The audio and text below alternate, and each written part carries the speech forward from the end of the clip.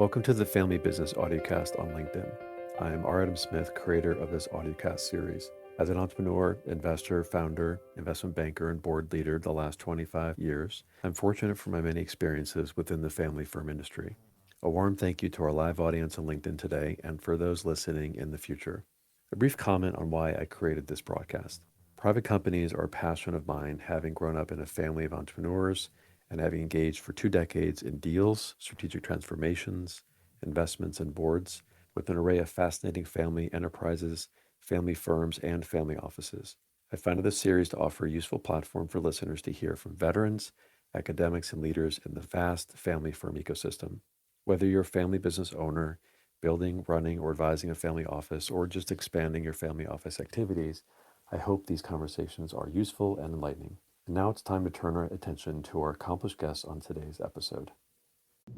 Today, I'm pleased to host Wendy Diamond. Wendy, it's great to have you today from Chicago. Thank you so much. I'm happy to be here. Yeah, fantastic. Appreciate it. So a few words on Wendy. Wendy serves as the Chicago office tax managing partner, and she also heads up the U.S. Family Enterprise platform at Deloitte, where she leads a dynamic team of tax professionals dedicated to understanding and meeting client needs. And for over 25 years, she was also the head of multiple divisions at Deloitte, previously Arthur Andersen. She advises multi-generational businesses on navigating the complexities of family ownership, and this expertise spans a very wide range of areas in the family firm and family enterprise practice, including tax, succession planning, family office structuring. All of these equip her with the insights to address a wide range of challenges from capital needs assessment to succession planning to leadership transitions. No shortage of things to do for your clients, right, Wendy? Absolutely. Always evolving Expansive. and always interesting. It's wonderful. Let's get started with a couple of questions, and then we'll talk a little bit about Deloitte, get back to some other questions. Maybe we have some time at the end for some questions from the audience. First of all, you manage the Family Enterprise platform for one of the largest accounting practices in the world, if not the largest, depending on what survey, what year you're talking about. So just share with us a bit about how you got there and what it's like for you working there. Sure. As you noted, I'm a tax partner by background, but one of the great things about Deloitte is the opportunity to continue to expand and learn more about the services that we as a firm across all of the functions can bring to family enterprises. And growing up, I started working on family offices as an intern. And then as I transitioned, I did more work with family owned businesses before they had a liquidity event. And then I was able to transition my knowledge from working on family offices to help clients through those liquidity events and now setting up family offices as well. So I love this group of clients. They're always dynamic, there's always something interesting happening with them, whether it is what they're doing with their business or what they're doing in the community. Absolutely. I cover hundreds of family offices, and most of them are doing deals or making investments or buying companies, but there's a much larger business out there with family enterprises or business of families. Maybe just for everybody, a bit on your point of view on the scale of the family enterprise community in the world, and how do you see it growing?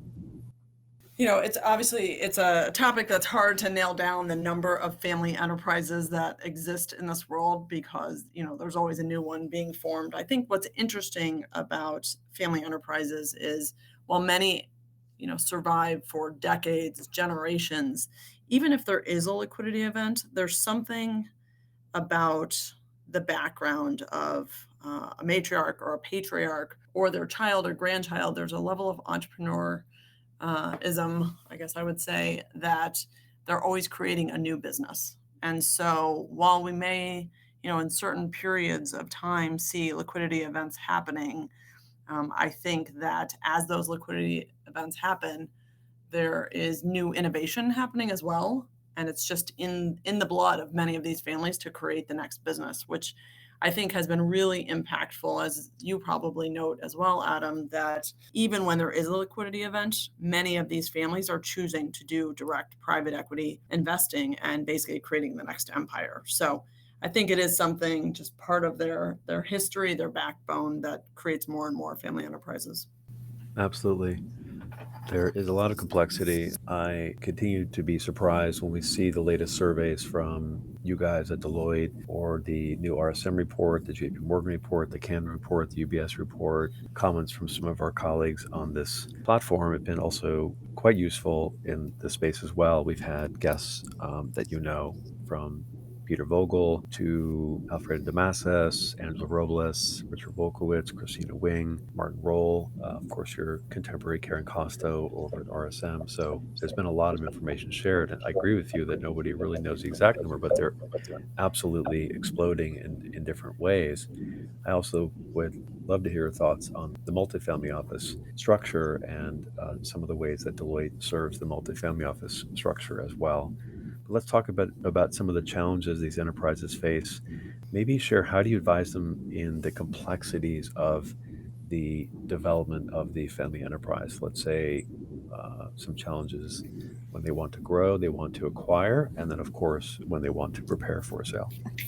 Yeah, I would say from growth and acquisition, there's a couple of areas that I would say these family enterprises are focused on, whether it is organic growth and really looking at digital transformation. What are they doing? What are they reinvesting back into the business to transform and really meet the needs and anticipate the needs of their clients. And so that is always a discussion, as you know, with family owned businesses. How much are they going to invest back into the business versus making distributions to shareholders? And that could have a significant impact on what could be distributed to the existing shareholders, but with a long term view on the needs of the future family members as well. So I would Right. say from a growth perspective, it's really been helping family-owned businesses think about transformation, whether it's technology that they use in the business, maybe it's technology that they use from behind the scenes on the business, how they transform their finance department, things like that. And then the other area I would say is really thinking about optimal talent strategies as well for growth. A lot of times, growth comes from being able to acquire talent in the marketplace. And when you think about incentive planning for acquiring that unique talent, we've worked with family owned businesses to think about short term and long term incentive plans to attract and retain that talent that can help the companies grow. That is something that we continue to see in high demand across these family enterprises. Because in many cases, as you also know, the owners may not transfer a part of the business itself, ownership in the business itself, but they still want to share the benefits of growth in the business with their management and employees. And this is one way to do so. Exactly. Some of the research I've read and the experts I've spoken with, including Professor Matt Hughes, was on our show. He's a lead editor at failingbusiness.org and EIX, and then we had a similar conversation around the challenges of entrepreneurship, human capital, going back with Ron Diamond and, of course, Linda Mack and some other experts in the space, Corn Ferry, et cetera.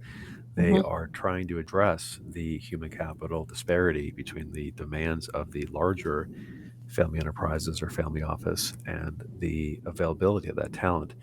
Maybe just a little bit more on the human capital side, maybe talk about the value of the board of directors or board charter, and then maybe talk about the importance of a CEO, the talent of the CEO being an internal CEO or an external CEO. Mhm. Yeah, I mean, I guess let's start with the value of the board of directors. You know, there's a couple things I think we should highlight there. One being, as family-owned businesses look to formalize their boards, really looking for outside board members, whether they're in an advisory capacity or truly become independent board members, it really brings a level of increased specialization. And so, for example, identifying board members with specialized experience with transitions, whether it is, somebody has passed or somebody is going to retire that's in the family that has run the business, really helping to think through how can they make that as seamless of a transition. The other part of that, when you think about the board, is really looking at the profile of the family and thinking about what diversity of thought, what diversity of experiences, and just diversity of backgrounds do the board members need to have to align with the next generation of leaders? Because the next generation of leaders really may look different. There may be more daughters in the family, whereas it may have been, brothers that had started a business. And so, looking at certain demographics of the board could really be a critical part of having the next generation of the family align and leverage the board in the Right. way that they should to help take them to the next level. Sometimes, however, what I am hearing and seeing is that the board charter, the original board charter, which relates back to the G1 and the legacy and the mission and the values of the G1, need to be modified and really evolve and modernize as you go through G2, G3, as you think about spending the internal wealth externally into buying companies or even selling. What do you and Wolf Tone and your team advise in terms of how aggressively is it necessary to evolve on the governance perspective when you think about like helping these companies survive and grow? I think there are new challenges, outside forces that are really impacting family enterprises and almost forcing them to really look at the experiences of the board members. So, what I mean by that is whether it's the rise in cyber attacks and do they have somebody with cyber experience on their board, whether it's thinking about sustainability and how will that impact their business, how customers see them. And so having a board member with that experience, or even a board member with certain alliances, how the family enterprise grows its business may look differently because maybe they are going to elevate alliances as a means for new growth. So I think that those experiences are really what is causing family owned businesses to look at their boards and say, I can't just have the matriarch or patriarchs, advisors, family, friends on the board. I really need to look to other advisors if the family enterprise is going to take it to the next level with the next generation. It's never an exact answer, right? But you've been helping families manage this intersection of their professional lives, let's say their mission of creating wealth or maintaining legacy or creating scale. Maybe can you share a bit about the intersection of those professional commercial demands and their personal ones, and maybe just some advice to family advisors we have on this audiocast about stepping into this hybrid, this delicate balance between personal and professional. Yeah, I would say that for family members who at some point will elevate and take on a greater leadership role within the company while they still are managing the dynamics potentially of certain family members who are not as involved, really taking on a stewardship mentality is critical. And so when we think about that, the leader is a steward of this asset, this business, and thinking about how they can protect, improve, and grow it until it's passed on to the next generation. That is the top priority. It is not necessarily something that is going to stay with this person. It's about how do you develop the next generation of leaders and create a blueprint for generations to come. I think the other important attribute to have, and this is for any leader, is intellectual curiosity. Really taking the time to understand why things are being done. And before you assume something is wrong, thinking, really understanding what's going on and why has it been done that way. And in the instance of the individual who's now a leader in the business, but still having to respond to the family as well, it's asking the right questions to understand what is impacting certain areas of the business and really understanding what opportunities might present themselves to the company by asking those questions. It may be, how is the company going to use AI? Or how will the talent workforce look different in the future? How do we need to train them differently? How could growth change if we grow in, across the US or globally. And so really asking all of those questions, and even at a younger age starting to think about what worked well with that person's transition and what would they do differently for the success to the next generation as well. Yeah, I like that point of view. We had a conversation with a G2, which is really a G3 manager of a large uh, $3 billion privately owned company. You would know because your family is from Chicago and St. Louis. We had uh, Kyle, Kyle Chapman on the audiocast recently, and his father, Bob Chapman, was the inheriting owner for Barry Wehmiller. And in the conversation with Kyle, it was very interesting that being a younger president having massive responsibility, he found it quite useful to really run with the existing mission and culture, but then modernize it with the board, with human capital, with branding, and also to take some of the internal liquidity for, in this case, a profitable family business, and then recycle it into ancillary businesses and create almost a private equity arm internally, which is quite interesting. And that's, I think, a very innovative and somewhat unusual. But I think that decision to recycle some of that capital into diversifying activities will become quite vogue in the current market. What do you think about it? Yeah, I mean, this is always the debate of how much of the liquidity stays within the existing operating business. And for example, where there is a family office, we commonly see there's a debate between the head of the family office or CFO of the family office and the operating business CFO, and the desire to pull cash out of the operating business so that family members can diversify their wealth. And in many cases, we've seen that the families describe the existing operating business as their direct private equity, and they may want to get into other asset classes to think about, how could they have a broader asset investment pool. And so what we commonly see is then that gives family members choice. They may set up separate investment partnerships with different asset profiles, whether it's a liquid portfolio, maybe a rental real estate portfolio, et cetera. But it also gives family members the choice whether or not they want to co-invest going forward all of the assets. And I think we've seen positives of giving family members the choice as opposed to just having one family member, again, a matriarch, patriarch, or next generation leader, make the decision for everyone. I agree with that. I want to turn over to your recent report. It is useful for everybody to have a look at this family enterprise survey that recently came out by Deloitte, written by Wendy and her colleague Wolf Tone. It is a really wonderful 23-page report that is surveying hundreds of responses of current gen and next generation of leadership within their client base and talking about a range of really fascinating matters. Maybe just talk a little bit about that survey and what is in there, and then also talk a bit about some of your favorite findings, please. Yeah. There are obviously many, many surveys out there, but what we really wanted to focus on, as you noted, was the differences in perceptions between the current generation running the business today, and next generation. And so we surveyed within Deloitte Private, we surveyed over 500 family members, and a couple very interesting things to highlight.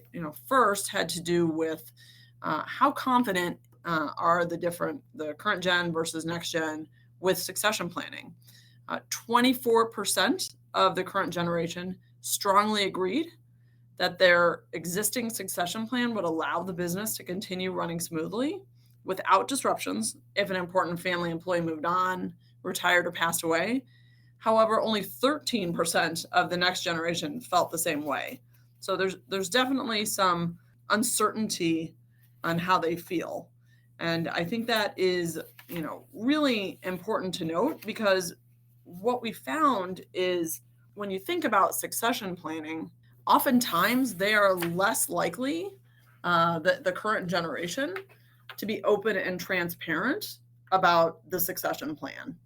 And we know from conversations with numerous family owned businesses and their owners, it's difficult to have that conversation due to personal or emotional decisions. but it truly can have a favorable impact on the transition of the family enterprise to the next generation if they have that open conversation. And so we've worked with those family enterprises and asked those tough questions.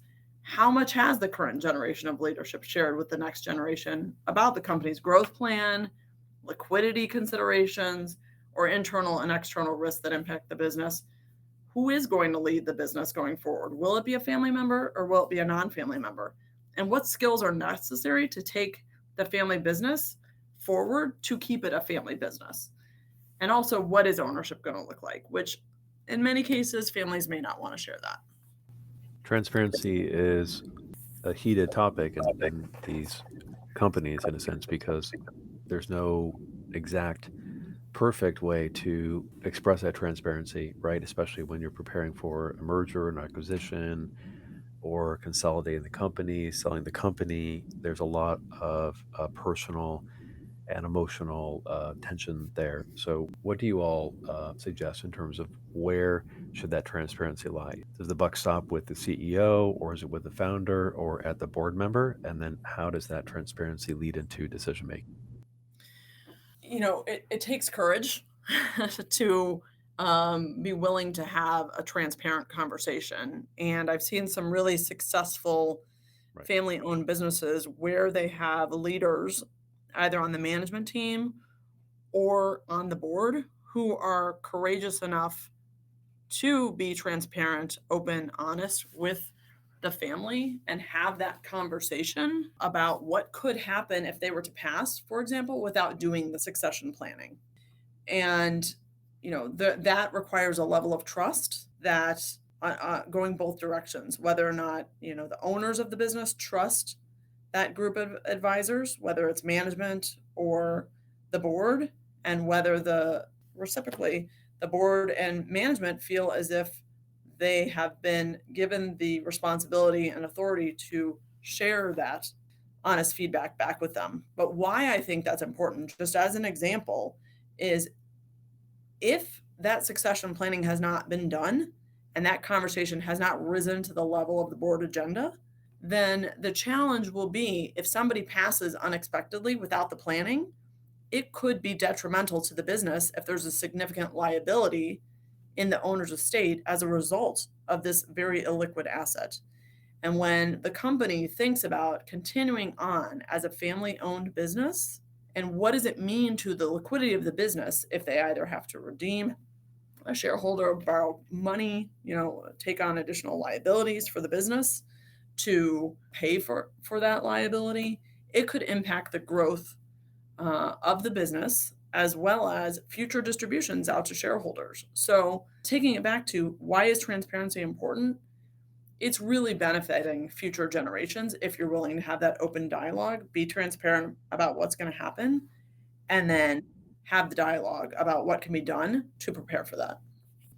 Absolutely. There's also another leader in your firm, Dr. Rebecca Gooch, that I spoke with initially, and there's a post and a report that she talks about as your head of insight that there is a need and a greater reliance on outsourcing. You talked about human capital. Also, we've talked about board of directors. The independent director role is super important. And just having expert vendors be around the family enterprise and the family office. Mhm, Maybe just talk a little bit more about the outsourcing role. Of course, Deloitte is quite massive, but just at the mhm. basic level, like what are the key three areas of outsourcing you think has the most incremental value that is supplemental to the internal resources of the family office? Family office or family enterprise?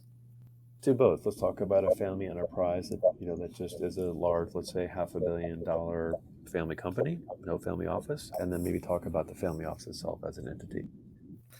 I mean, from a family enterprise perspective, I think the real question is when you think about the type of skills or talent that may exist in the community where the family enterprise primarily sits, when you think about that and you think about, do I have the talent pool that I need, whether it is to do cyber, for example, whether it is to handle certain, financial reporting, things like that, do they have the skill set in their community? And if not, they may look to outsourcing alternatives. In the family office setting, we see it come up in a number of ways. And again, it goes back to talent shortages in some capacities because many high net worth families are looking for the same type of talent with similar skills.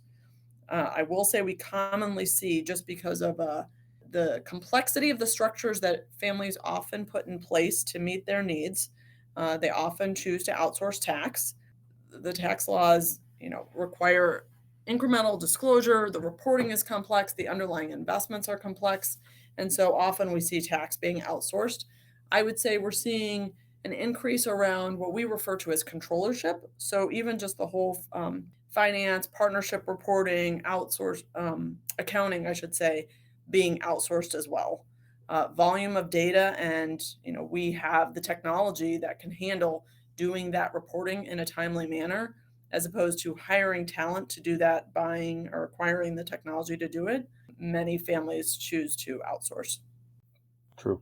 I just want to share for the listeners a couple of minutes on Deloitte. It's a super fascinating organization, actually a British firm founded originally in 1845. There was an actual Deloitte. William Welsh Deloitte was in London, and he then came over to New York, apparently in 1880, with a suitcase and probably one client, and now it's about $65 billion with a few employees, about 415,000 employees. Despite the scale and being the largest accounting firm in the world for most of the recent years, still today, Wendy, this is the largest accounting firm in the world. I think so by revenues and or Yeah. employees. I think. But it's great to see the culture and the governance and the footprint of the firm results in continuous uh, compliments by Bloomberg Business being a top place to launch a career. Also, Gartner Group noted that it's the number one consulting service firm globally for several last years. Of course, it's one of the big four. You actually started Arthur Andersen, and I think if I read correctly, back in 2002, a decent amount of the Arthur Andersen business was merged into Deloitte, and then you began your career at Deloitte around that time. Yeah, I had actually been at Arthur Andersen for 4 years, and as we all know what happened. And in 2002, many employees from Arthur Andersen came over to Deloitte, and we've had successful careers, and we were welcomed with open arms. That's right. No, it's fantastic. One last topic. There is a very robust capability at Deloitte around technology, emerging tech, business resilience, cybersecurity. Maybe just talk a bit about. We've seen these polls of concern in the LinkedIn community and different surveys about the family enterprise and the family offices being much more prepared for business resilience and especially cybersecurity. Maybe share a couple of comments on what's going on and how do you help clients navigate their overall ecosystem for technology? Sure. Yeah, cybersecurity continues to be in the top three priorities of the board agenda. We did a survey earlier this year of 100 private company leaders, and we asked them about where would you allocate productivity gains in the next 12 months. And 27% of them said they would allocate additional resources created by those productivity gains to improve cybersecurity. So cybersecurity continues to be top of the agenda, but it can't just be I'm going to check the box, I've done it, and put it in a drawer. It is constant, an ongoing effort that needs to be maintained. And really, the key is it's knowing that you likely, some cyber event will happen when we have different local family office forums or national family office forum. Um, we know this is a topic that everyone wants to talk about, and it's really about how prepared are you to respond, whether you are a family office or a family-owned business. Because at the end of the day, it's about protecting what we refer to as the crown jewels, those assets, whether it's personal information, information within the business, so that the organization can maintain its operations, protect its brand, and maintain the trust either from customers or the family members in the case of a family office. And so we have worked with a number of family owned businesses, family offices to do both penetration testing to assess how ready is the company if an attack was to happen, as well as creating a roadmap. And we know in this environment, not everything can be done at once. And so I think the important thing is working with these organizations to have a phased approach that may be 18, 24, 36 months. and helping them prioritize what will help them mitigate risks in a timely fashion so that you can maintain the trust of the client base. And so I think the key has been, whether it's cyber roadmap or any kind of technology transformation roadmap, being able to show organizations a path forward, but also recognizing that it has to be done in some paced manner is really critical, because we know at the end of the day, the companies still have their everyday business to do, their day jobs, and this is just an added responsibility that we can help support them with. That's wonderful. Very, very important area, and important to be judicious, but also have patience. That's a tough balance, right? Absolutely. So we'll open it up for a question or two from the current audience. If you'd like to pop up on stage, just go down to your bottom right or put your hand up, and we'll pull you up on stage for a question.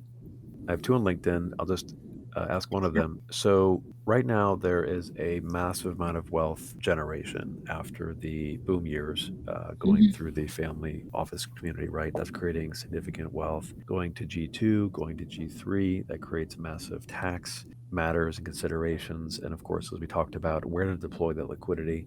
Um, what is the number one area where the incremental profits will be going the next 10 years out of successful family offices and their liquidity? I mean, I think if you look back at the global family office survey we just did, Deloitte just released, it was over 350 family offices around the globe. There's still significant wealth that they responded that would be invested in private equity. And so I think that we'll continue to see that trend happen. And with the patient capital as well that we always speak about, whether it's direct private equity or third party funds, that is where we anticipate the liquidity will go. I agree. I think that a lot of that allocation has come away from hedge funds and away from cash management into operating assets and also real estate, of course. We do have one question here. Jasmine can come up on stage and ask her question now. Sure. Hi, Wendy. Absolute pleasure to meet you. I love listening to all the amazing insight you have. And as a woman in leadership, especially in the family office space, that's really inspiring to me. My question was actually curious to that specific statistic that you brought up, that you said that around, you said like 14% or so of these next generation family members don't feel as prepared to take on the role and take on the strategies that are being integrated. So I was curious, because I'm Gen Z, because I look to have a future somewhat in family business space. I was wondering, how can we best adjust that and give them ways to feel more prepared given the sort of behaviors, strategic thinking, and just like development that we've had as a Gen Z kind of student and age group. Thank you for the question, first of all. I would say in many situations, we also saw that from the survey that so many more family members, I think, are having outside business experiences before they come into a family enterprise. And so I think those outside experiences are actually going to be very impactful, because these individuals, Gen Z, bring a different perspective back to the family enterprise. But for those who don't necessarily want to come back to work at the family enterprise, and maybe they chose a path that was unrelated to the family business, I think it is still about helping give them financial literacy, helping them understand, the industry, the priorities of the business, maybe not as much the metrics, but how to ask the right questions to help the family make decisions if they have the opportunity, for example, to be on the board of a family owned business. I think it's teaching them how to ask questions and how to think about new information they're getting. That's how they can continue to grow, evolve, and give back to the family enterprise. That's great. Thank you, Wendy. I'm glad we had that question actually. Okay. Well, we'll wrap up today. I want to thank you, our Family Business Audiocast attendees today, and our esteemed guest, Wendy Diamond. Wendy, thank you so much for today. Great. Thanks for having me. It was a pleasure. You're an inspiring leader, and we look forward to seeing more great things from you and Deloitte. This is R. Adam Smith signing off. Stay tuned for the next episode of the Family Business Audiocast on LinkedIn.